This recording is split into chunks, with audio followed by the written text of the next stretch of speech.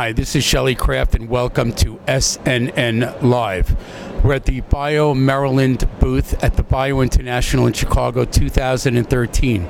I have with me on my far left Dr. Philip Robilotto, and to my near left Dr. Nancy Cowger. They are both of the University of Maryland Tech Transfer Group, which is, of course, a private enterprise. I want to welcome you both to SNNLive. Well, first of all, thanks very much for having us here today. It's a real privilege. It's good to have you both. Now, tech transfer, that's the backbone of why all of this exists. So why don't you give me a little bit of an understanding for our audience of exactly what tech transfer does? Sure.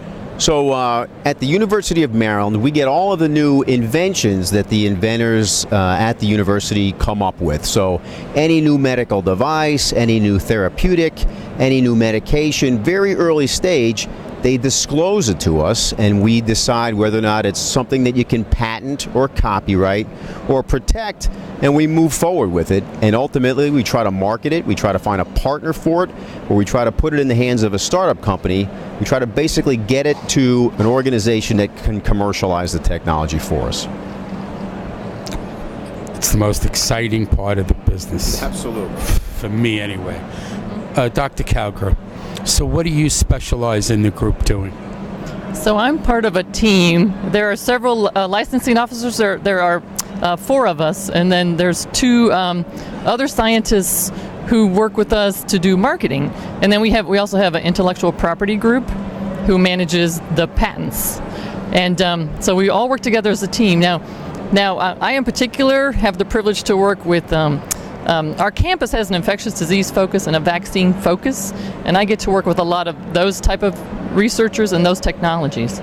So we actually here today at the meeting, we were speaking with a couple of smaller vaccine companies and one major vaccine company. You know, these are the types of partnerships that we're hoping to find to allow the university's inventions to see the light of day as a product. That's what we hope to see.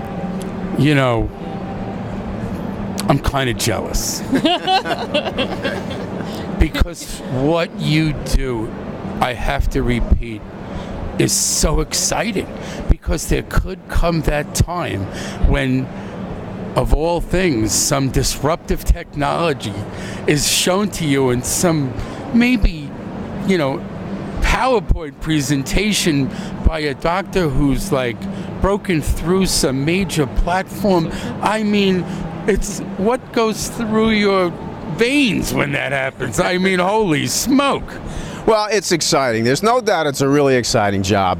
So I was at DuPont, and then I was at Solera before this, and great companies, but limited. You get chemistry at one place, or you get proteins at another.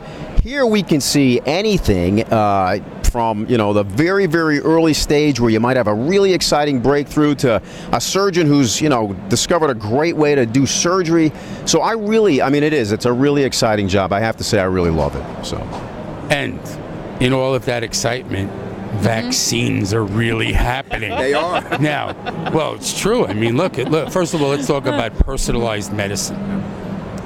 Okay, we're there, right? From electronic medical records right down to DNA vaccines.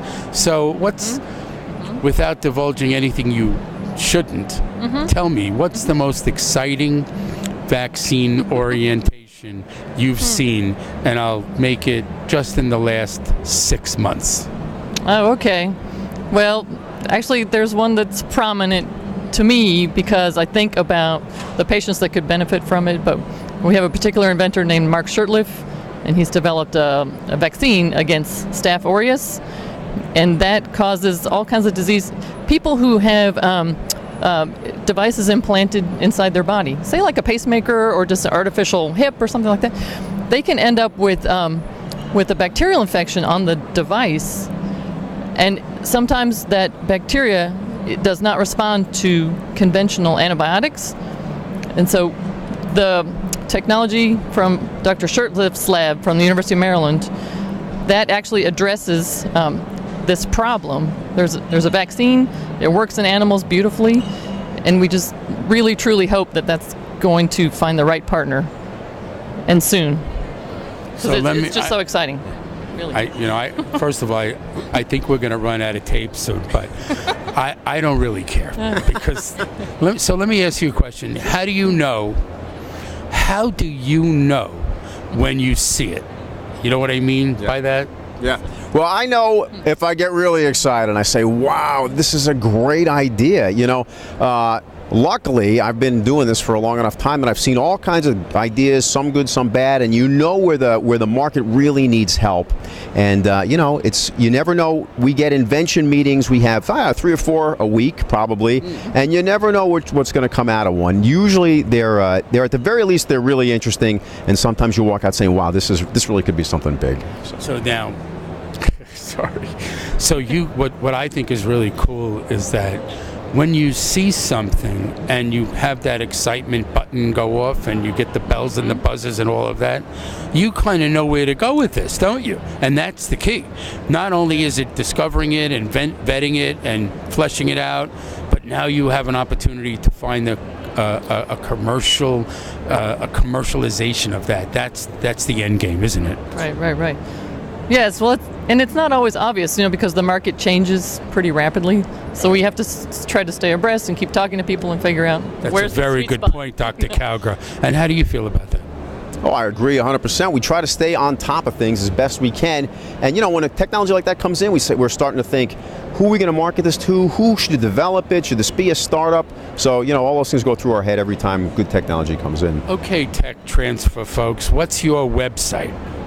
Our website is, if you go to the University of Maryland and Baltimore website, and then you go on Research and Development, Tech Transfer, that's where you'll find us. Also, there's a second website now. If you search for UM Ventures, which is a new statewide initiative for the College Park, University of Maryland College Park, and University of Maryland Baltimore campuses have pooled their tech transfer resources together. So you can go to www.umventures.com, I believe, and find that.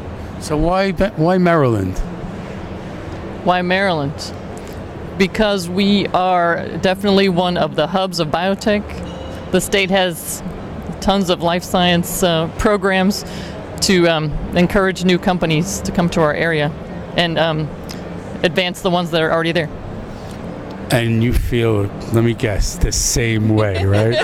I absolutely do. And I have to say, the state is extremely supportive of tech transfer. It's a big initiative for the state, for the governor, and there's just a tremendous amount of assets in the state that we really feel like we're going to start to really bring out now the next 5 years or so. Well, I got a new slogan for you. Maryland gets it. I like it. It's true. Very nice. Ladies and gentlemen, let me wrap up. Dr. Philip Robilotto and Dr. Nancy Cowger, the University of Maryland Tech Transfer Group, and it's a private enterprise, of course. We're at the BioMaryland booth at the Bio International in Chicago 2013. I'm Shelley Kraft. This is SNN Live. Let me thank you both for coming very around. much. Thanks. Thank you.